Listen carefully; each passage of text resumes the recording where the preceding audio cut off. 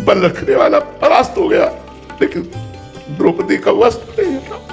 अब मुझे कोई परवाह नहीं है हो गई, क्योंकि श्री जी ने मुझे स्वीकार कर लिया। जी पहली बार कब अनुभव हुआ कि अब? हाँ, एक को दिन आया, 8-8 घंटे पद्मासन में बैठते थे, संन्यास मार्ग के पथिक थे तो योग मार्ग का आश्रय लिए हुए थे। जब राधा वल्लभ जी की शरण में हुए तो शरण तो बाहरी राधा वल्लभ जी की थी, आंतरिक शरण साधना की थी। हमारी साधना पर विशेष दृष्टि थी। साधक पथ पर जो हम कर रहे हैं वही मिलेगा, साधन पथ पर दृष्टि थी। जब हमें परेशानियां बढ़ी किडनी की, मुझे पता नहीं था कि किडनी भी किसे कहते हैं। गांव में पैदा हुए, गंगा किनारे पूरा जीवन व्यतीत हुआ, तो मुझे पता भी नहीं था। तो हमें नोचन होती है हमारे पेट में। तो बलराम भैया ब्रजवासी हैं, हमारे पास 1 रुपया नहीं रहता था, और ना है, आज भी नहीं है। उसने कहा चलो बाबा, अल्ट्रासाउंड कराया, डॉक्टर के पास दिखाया। डॉक्टर ने कहा तुम्हारी दोनों किडनी तो फेल होने जा रहे हैं। तो ये क्या होता है? बोले वो अंग होते हैं जिनके फेल होने पर आदमी मर जाता है। अब हमारे दिमाग में बात बैठे। एकांत में आए, उस समय अचल विहार में रहते थे। एकांत में आए और बहुत रोना आया कि 11 वर्ष की अवस्था से भगवान ने निकाल दिया। नैष्ठिक ब्रह्मचर्य महावाक्य सन्यास के मार्ग से होते हुए वैष्णव मार्ग में लाए। अभी मुझे राधा रानी के मार्ग का तो कुछ भी अनुभव नहीं है। अभी तो मैं श्री जी के मार्ग में कदम रखा हूं और मर गया, जीवन का लाभ नहीं मिला। अब मरना है, ये किडनी फेल हो, 1 रुपया नहीं, कोई दवा नहीं, कुछ नहीं। बहुत रोए और वो आर्त भाव प्रकट हुआ कि अब हृदय निर्मल तो था ही, साधना करते थे।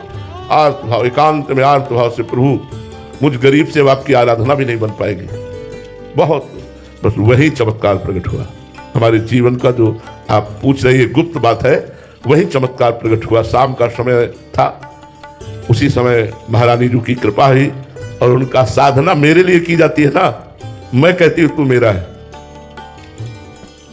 बस उस दिन से जैसे हमारे हृदय में बर्फ की सिल्ली रख ली गई हो। बस वो शब्द महारानी जी के, साधना मेरे लिए की जाती है ना, और मैं कहती हूं तू मेरा है। बस हृदय नाच पड़ा और उस दिन से शोक, चिंता, भय, दुख सब मिट गए। आज आप खुद देख लीजिए, लौकिक और पारलौकिक दोनों तरफ से हम सुखी हैं। कोई पानी देने वाला नहीं था भाई। और आज आप देख रहे हो भीड़ ही भीड़ है हमारे संतों की। 1500 सब नौजवान संत भगवान सेवा में है श्री जी की। ये महारानी जी ने वो आर्त भाव, जैसे द्रौपदी जी ने देखा कि अब मेरी भुजाएं भी काम नहीं करेंगी। पांडव तो गर्दन नीची किए हैं, भीष्मादि उत्तर नहीं दे रहे, 10,000 हाथियों का बल रखने वाला दुशासन खींच रहा है, अब मेरी भुजा भी काम नहीं करेगी। पुकारा, हे द्वारिकाधीश। बस यही भुजा में ही भगवान का अवतार हो गया, वस्त्रावतार, और 10,000 हाथियों का बल रखने वाला परास्त हो गया, लेकिन द्रौपदी का वस्त्र नहीं था। बस वो भगवान ऐसी परिस्थिति देते हैं जब किसी का आश्रय नहीं रह जाता, एकमात्र भगवान का आश्रय, तब हृदय में वो शरणागति होती है। अब मुझे कोई परवाह नहीं है, ये मैं केवल बातें नहीं बना रहा हूं, हृदय की बात कह रहा हूं। न मरने का डर है, न इतने कष्टों का कोई भय है, किसी भी तरह की कोई चिंता शोक नहीं, आनंद ही आनंद। 10 दिशाएं हमारे लिए आनंदमय हो गई, क्योंकि श्री जी ने मुझे स्वीकार कर लिया, प्रियाजू ने मुझे अपना बना लिया। बस इस बात से मैं निरंतर खुश रहता हूँ, आनंदित रहता हूँ कि यद्यपि अयोग्य हूँ, फिर भी कृपा हो गई है और प्रभु ने स्वीकार किया। तो हमें तो लगता है दुख और विपत्ति, ये सच्ची शरणागति भगवान की तभी होती है जब अहंकार को कोई रास्ता नहीं मिलता, लगता है अब भगवान ही केवल बचा सकते हैं। जैसे गजेंद्र, हजारों हाथी हाथिनियां उसके अनुयायी थे, जब वो मेहनत करके भी नहीं गजेंद्र को छुड़ा पाए तो गजेंद्र को ही छोड़ के चले गए स्वार्थी संसार। गजेंद्र 1000 वर्ष तक लड़ता रहा। जब उसने देखा कि अब मैं परास्त हो गया, जलचर जीव ग्राह बड़ा बलवान है और मैं अब बचूंगा नहीं, उसको याद आ गई भगवान हरि की। एक फूल लेकर ऐसे हरि, पूरा हरि शब्द नहीं निकल पाया, भगवान आए और ग्राह का उद्धार करके गजेंद्र को बचा लिया। ऐसे ही हमारा अहंकार जब टूटे, वस्तु व्यक्ति स्थान से अपनापन छूटे, और एक भरोसो, केवल एक बल, एक आत्मविश्वास होकर हम पुकारे, वही शरणागति चमत्कार दिखा देती है जीवन में, वही शरणागति आनंद प्रदान कर देती है। मुझ मरे हुए व्यक्ति से प्रभु क्या क्या करवा रही है, उनकी कृपा देख लीजिए। ये मेरी लाडली जू का प्रताप, ये हमारी किशोरी जू का प्रताप कि उन्होंने स्वीकार किया तो दिखा दिया कि मेरा भक्त अनाथ, दीन, गरीब या नीच नहीं होता। उन्होंने जगत बंदनी करके दिखा दिया, एक अधम जीव को जगत बंदनी करके दिखा दिया। महाराज जी, जब जैसे पहली बार आपको शरणागति का अनुभव हुआ तो महाराज जी क्या शरणागति भी धीरे धीरे पुष्ट होती है पूर्ण अवस्था में, या इसकी भी अवस्थाएं होती हैं महाराज जी, आगे और ज्यादा अनुभव होते जाते हैं? जैसे जैसे अनुभव होता जाता है कि हम पर कृपा है, वैसे वैसे सब कुछ न्यौछावर होता चला जाता है, मन, प्राण, चित्त, अहम, सब कुछ। और पूर्ण शरणागत मतलब भगवत प्रेम में मतवाला, भगवत प्राप्त। फिर क्या कहना है, ऐसे के पीछे भगवान डोलते हैं। निरपेक्षम मुनिम शांतम निर्वैरम समदर्शनम अनुब्रजाम्यहम नित्यम पुयेत्य गुरेनु भी। जो निरपेक्ष है, किसी की अपेक्षा नहीं रखते, जो हर समय मंत्र जाप करते रहते हैं, मननशील मुनि है, जो शांत है, जो किसी से वैर नहीं रखते, जो सब में एक ही परमात्मा तत्व को देखते हैं। और भगवान की शरण में ऐसे महात्मा के पीछे मैं भगवान कहते डोलता हूं कि उसकी चरण रज हम पर पड़ जाए और मैं पवित्र हो जाऊं। निरपेक्षम मुनिम शांतम निर्वैरम समदर्शनम अनुब्रजाम्यहम नित्यम पुयेत्य गुरेनु भी। ऐसा महात्मा वो स्वयं बनाते हैं कृपा करके, कोई अपने बल से नहीं बन सकता, भगवान कृपा करके बनाते हैं। जी महाराज जी, ब्रह्म ज्ञानी और प्रेमी भक्ति की स्थिति में क्या अंतर है महाराज जी? आखिरी में दोनों में एक ही रहता है। ब्रह्म ज्ञानी में मैं रहता है स्थित, और प्रेमी में मैं खो जाता है, तू रहता है स्थित। जो प्रेमी होता है स्वयं की विस्मृति और इष्ट देव की स्मृति, अपनी हूँ शुद्धि ना रही, एक रहे वो नंदलाल। ब्रह्म नहीं, माया नहीं, नहीं जीव नहीं काल, अपनी हूँ शुद्धि ना रही, एक रहे वो नंदलाल। ये प्रेमी की स्थिति है। जिधर दृष्टि डालता है, चाहे अंतर में या बाह्य में, उसे अपने इष्ट के सिवा अपनी भी स्मृति नहीं है।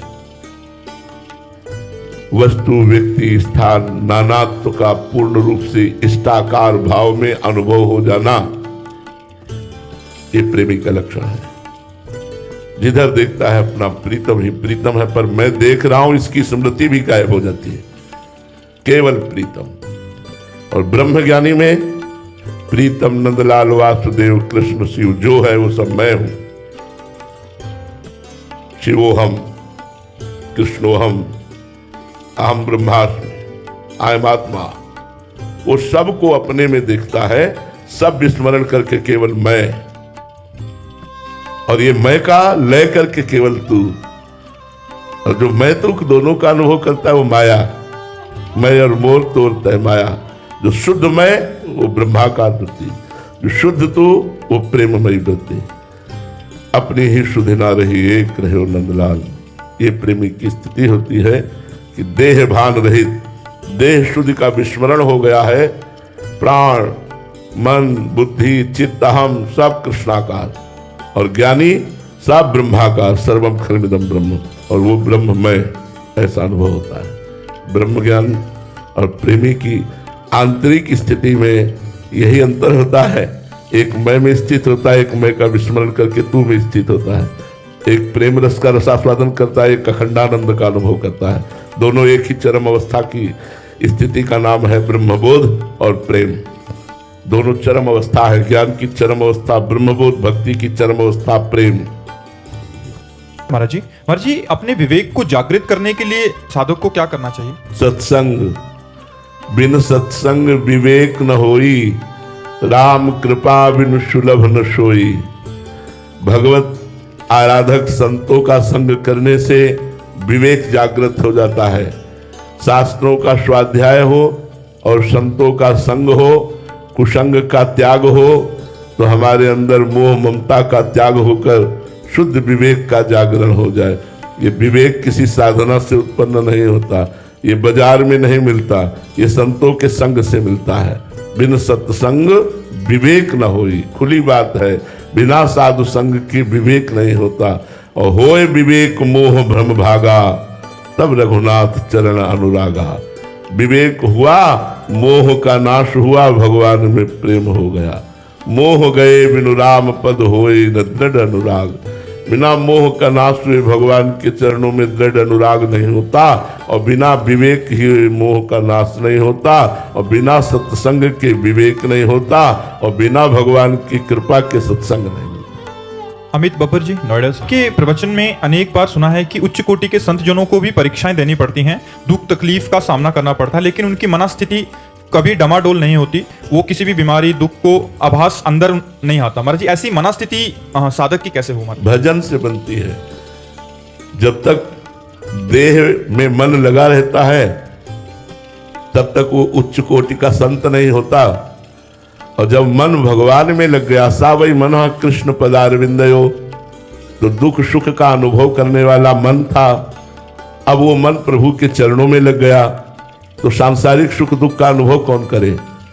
इसलिए भान तो होता है कि ये पीड़ा हो रही है, ये परेशानी है, लेकिन व्यथा नहीं होती, क्योंकि मन तो वहां है जहां प्रभु विराजमान है, और प्रभु आनंद समुद्र है। इसलिए मन आनंद में अटखेलियां करता रहता है, और शरीर विविध प्रकार की पीड़ाओं से युक्त होने पर भी कोई फर्क नहीं पड़ता। ये भजन से स्थिति आएगी। भजन करते करते मन भगवदाकार हो जाए तो फिर इनका कोई प्रभाव, शरीर की स्थितियों का कोई प्रभाव नहीं पड़ता। नहीं तो शरीर में अगर थोड़ा भी कष्ट हो तो मन भजन छोड़ करके कष्ट ही का चिंतन करता है। थोड़ी भी समस्या हो तो भजन छोड़कर समस्या का चिंतन करता है। जब भजन के द्वारा मन भगवदाकार कर लिया जाता है, मन कृष्णाकार हो जाता है, तब फिर ये स्थिति होती है कि शरीर में पीड़ा है, शरीर सड़ रहा है, या पूजा की जा रही है, या पीटा जा रहा है, लेकिन उसके मन को आनंद है। मेरो मन आनंद, मन में आनंद है। क्यों? मन आनंद सिंधु में है, नाशवान शरीर में नहीं है।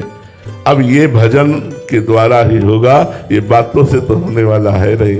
जितना भजन करके भगवद आश्रय दृढ़ कर लिया जाता है, उतना शरीर में, हमने आंखों से देखा है, इतने पैर में पूरे कीड़े ही कीड़े, मतलब रोमांच हो गया देख करके उनको। और वो मुस्कुरा के बात कर रहे थे, हमारे हाय हाय मच गई। यही हितधाम में थे, परिक्रमा में वो आ रहे थे, बीच बीच में वो चीख पड़ते थे राधे, तो उनकी चीख से ऐसा लग रहा था इनको पीड़ा है।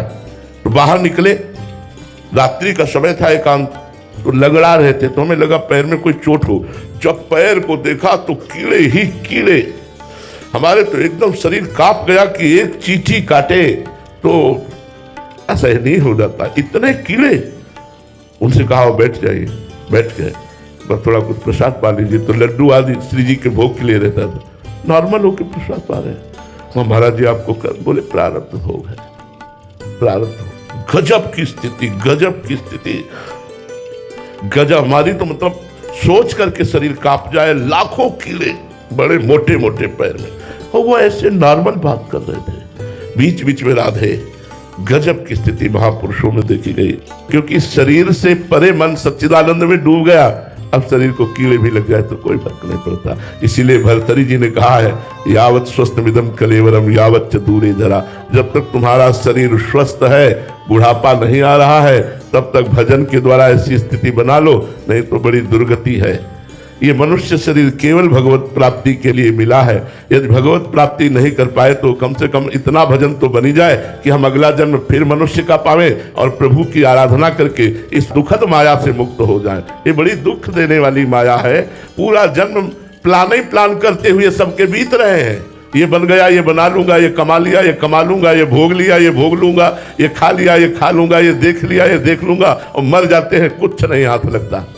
अगर राधा राधा राधा राधा राधा, अब सही कमाई, अब सही आपकी मंजिल है। अगर मर भी गए तो ये राधा नाम अगला जन्म तुम्हें फिर मनुष्य का दिलाएगा और भजन करने की योग्यता तुम में आएगी। ये बड़ा दुखमय संसार है भाई। बिना भजन के इस दुख से नहीं बच सकते, चाहे जो उपाय कर लो। ये दान पुण्य से दुख नहीं निपटने वाला। पानी मथने से भले घी निकल आवे, बालू पेरने से भले तेल निकल आवे, पर बिना भजन के संसार दुखालय से आप नहीं तर सकते। बारी मथे घृत होए बरु सिकताते बरु तेल, बिनु हरि भजन न भवतरी, यह सिद्धांत पेल। तो भजन से एक ऐसी स्थिति प्राप्त होती है कि शरीर यद्यपि दुख में है पर मन आनंद में है। ये समझे में नहीं आएगा कि शरीर दुख में है, मन आनंद में कैसे हो सकता है, क्योंकि मन आनंद सिंधु भगवान में है, शरीर में नहीं है। शरीर सुधि से, शरीर स्थिति से ऊपर जब मन उठ जाता है तब ये स्थिति होती है, नहीं तो शरीर के दुख सुख का ही चिंतन करता रहता है मन। कमल शर्मा जी, आपके श्रीमुख से सुना है कि ईश्वर की सच्ची शरणागति या प्राप्ति कृपा से होती है। महाराज जी, मेरा प्रश्न है कि भगवत प्राप्ति हेतु सच्ची शरणागति जीवन की अनुकूल परिस्थितियों में होती है अथवा प्रतिकूल परिस्थितियों में? ये कहीं नहीं जा सकते, पर जरूर इतनी हम प्रार्थना कर सकते हैं कि प्रतिकूल परिस्थिति में होती है। पहला उत्तर, ये कहीं नहीं जा सकती। करुणा निधान भगवान कैसे किसके चित्त को खींच ले। पर दूसरी सिद्धांत की बात, प्रतिकूलता में शरणागति होती है। ये जो अनुकूल व्यवस्था, अनुकूल परिस्थिति, तो उस भजन में वो दम नहीं है, उस पुकार में वो दम नहीं है जो भगवान के काल तक पहुंचे। हमारी बात समझना। एक बार जिन नाम लिए हित सो होए अति दीन, ताको संग न छाणही ध्रुव अपनो कर लीन। एक बार वो आर्त भाव, जब सब जगह से ठोकर खा करके कोई साथ देने वाला नहीं और अपनी भी सामर्थ्य नहीं रह जाती, तब जो शरणागति होती है वो धन्य कर देती है, और वो शरणागति होती है प्रतिकूलता में।